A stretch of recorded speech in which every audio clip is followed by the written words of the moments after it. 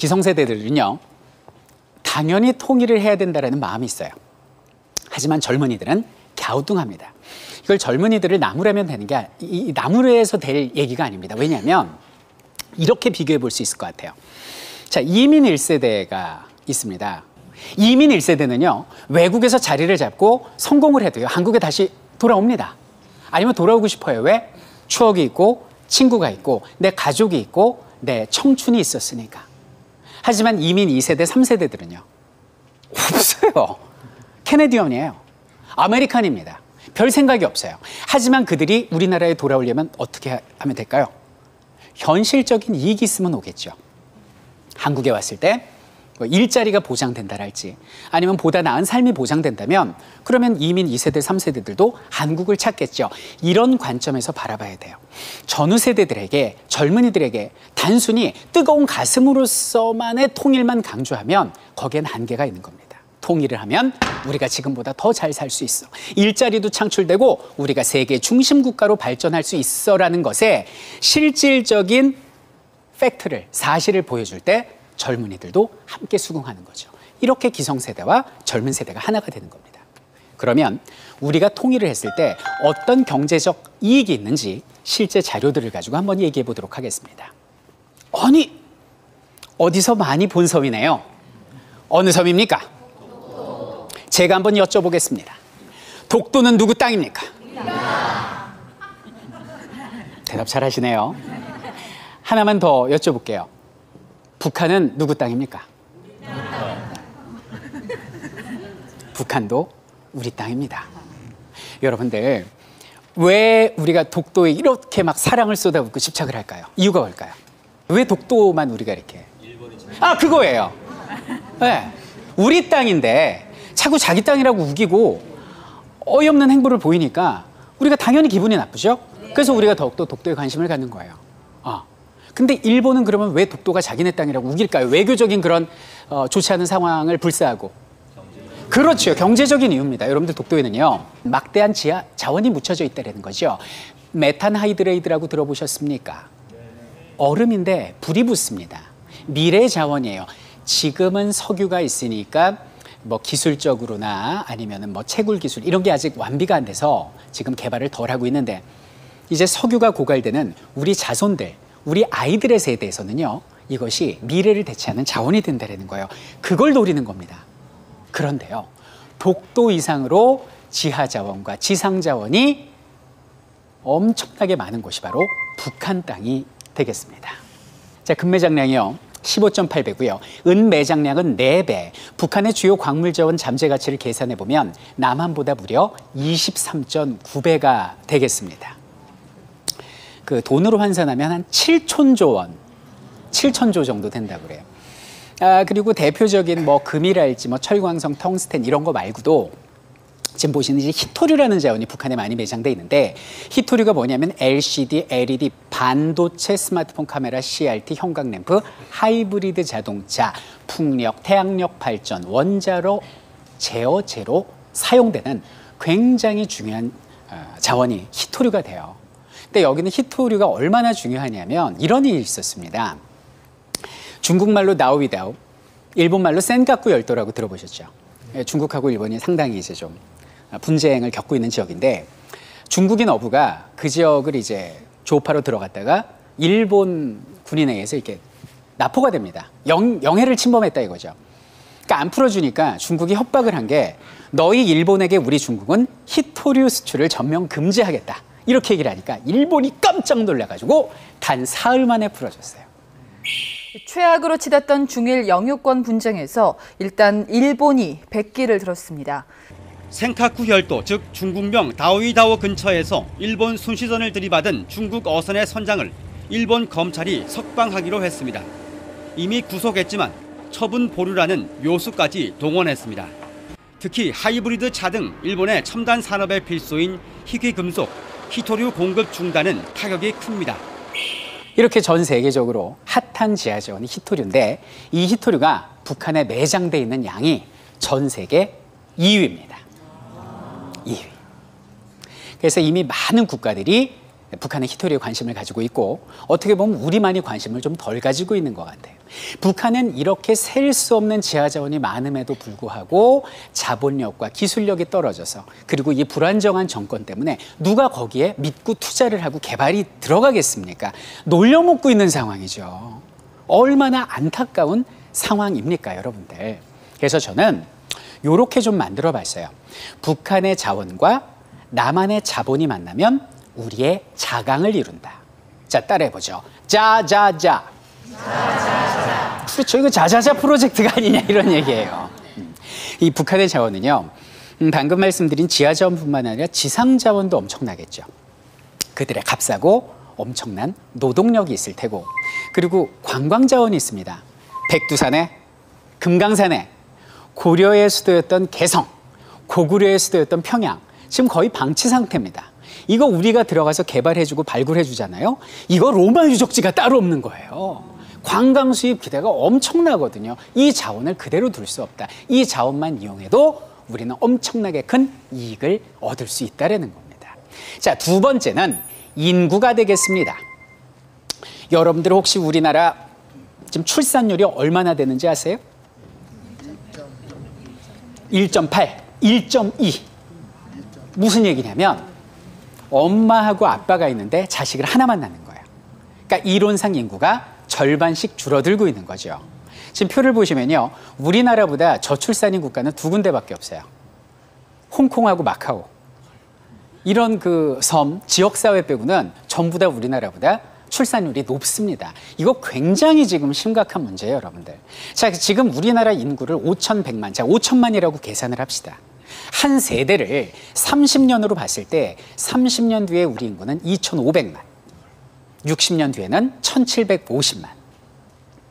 고등학교 때 한 반에 한 70명 정도 있었어요. 72번까지 있었어요. 키가 제일 큰 72번 친구가 농구부였어요. 기억이 납니다. 근데 제가 어제 전화를 했어요. 제 친한 고등학교 교사한테 전화를 해서 지금 한 반에 몇 명이에요? 그랬더니 30명.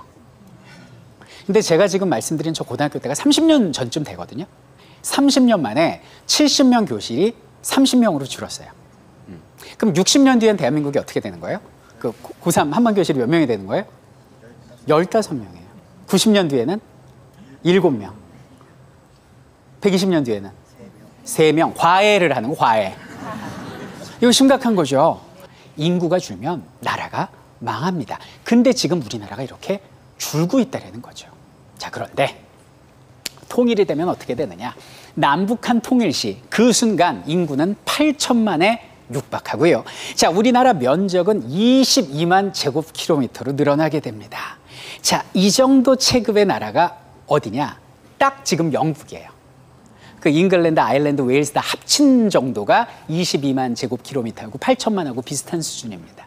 그러니까 우리나라는 하루아침에 플라이급에서 헤비급, 슈퍼 헤비급으로 덩치가 커지는 거죠. 그래서 영국, 프랑스, 이탈리아 수준의 나라가 되니까 G20이 아니라 G8 정도의 국가로 성장할 수 있는 겁니다. 자, 인구가 늘어나지 않습니까? 당장 우리가 기대해 볼 수 있는 게 뭐예요? 내수 경기의 활성화죠.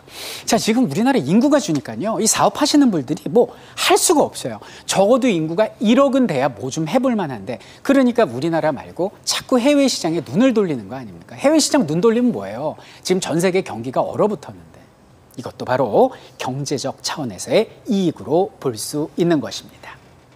자, 그리고 세 번째는 물류 중심 국가로의 성장이다라고 말할 수 있는데요.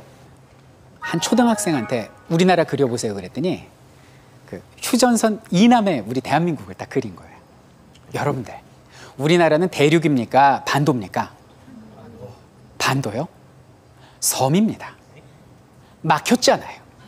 육로가 막혔습니다. 비행기도 돌아갑니다. 바다로도 돌아가야 되는 것이죠. 이게 문제죠. 만약에 통일이 되잖아요. 그러면 러시아의 송유관이 북한을 통해 우리나라로 들어오죠. 돌아가지 않아도 되니까. 그러면 원유랄지 천연가스 수입이 이 운송 비용이 줄다 보니까 자연히 기름값이 싸질 수밖에 없어요. 그럼 우리 삶으로 다가오죠. 기름값이 싸지니까 아버님들 휘발유값 싸지죠. 차 운영비 줄어들죠. 버스 택시비 낮아지죠. 물가가 안정이 되는 겁니다, 여러분들. 그리고 서쪽 유럽 끝에 있는 나라 영국 있죠.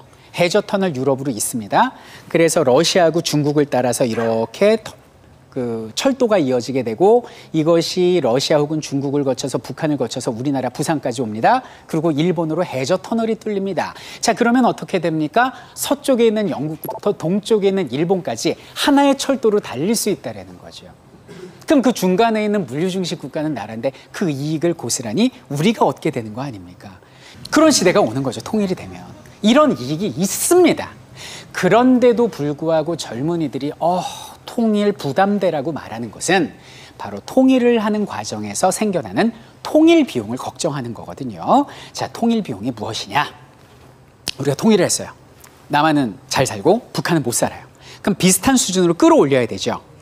여기에 드는 비용을 통일 비용이라고 하는데 이 통일 비용은 좀 계산하기가 어려울 정도로 막대하게 드는 겁니다. 그걸 두려워하는 거예요. 그런데 여러분들 조금만 더 넓게 생각해 보면 분담 비용이 통일 비용보다 더 들어간다는 걸 우리가 느낄 수 있어요. 자, 분담 비용은 뭡니까? 우리 이 분단돼 있는 이 상황 때문에 지출되는 비용을 분담 비용이라고 해요. 자, 대표적인 예를 들면 자, 볼까요? 우리 젊은이들 군대 가죠. 남한은 전체 인구의 1.3%가 그리고 북한은 5%에 해당하는 인구가 군복무를 지게 됩니다. 근데 여러 선진국들 보면 0.5% 수준으로 유지하고 있습니다. 자, 여기는 젊은 남자친구들 많은데요. 근데 하는 일을 중단하고 원튼 원치 않든 우리는 2년간의 군복무를 해야 되거든요. 그 상황 자체가 국가적으로 볼 때, 개인적으로 볼 때 얼마나 손해입니까? 이건 돈으로 계산할 수가 없는 거죠. 지금 남한의 국방비가 33조고 북한이 1조 정도 됩니다. 34조거든요. 국방비가 획기적으로 줄지는 않겠지만 적어도 이제는 직업군인제, 의무병제가 아닌 모병제로의 전환이 가능하기 때문에 우리 젊은이들이 마음껏 꿈을 펼칠 수 있고 좀 더 질 좋은 병력을 양산할 수 있고 다른 쪽에 재능이 있으신 분들은 자기 분야에서 열심히 하면 되는 그런 세상이 다가올 수 있다는 것입니다. 자, 그 외에도 분담 비용은 이런 게 있습니다. 외교비, 이념 통일 교육 비용, 대북 관련 기관 유지비, 통일 정책 관련 정부 행정 비용 등 이 분담 비용이 막대해요. 근데 여러분들 잘 보세요. 이 통일 비용이라는 건 통일하고 나서 뭐 10년이 됐건 20년이 됐건 그 일정 기간만 드는 게 통일 비용이라면 여기 있는 분담 비용은 언제 될지 모르는 통일의 그 순간까지 영구히 지속되는 지출되는 비용입니다. 비교가 안 된다라는 얘기죠. 그래서 결국 통일 비용보다는 분담 비용이 더 드니 우리가 너무나 통일을 부담스러워할 필요 없다라고 말씀드리고 싶습니다. 제가 지금 가져온 그래프를 보시면 통일 비용이요. 국회 예산처에서 발표를 했는데 4,600조 정도 든대요. 어이구야라고 생각할 수 있지만 그렇지 않습니다. 통일을 통해서 우리가 얻는 비용은 무려 1경 4,400조입니다.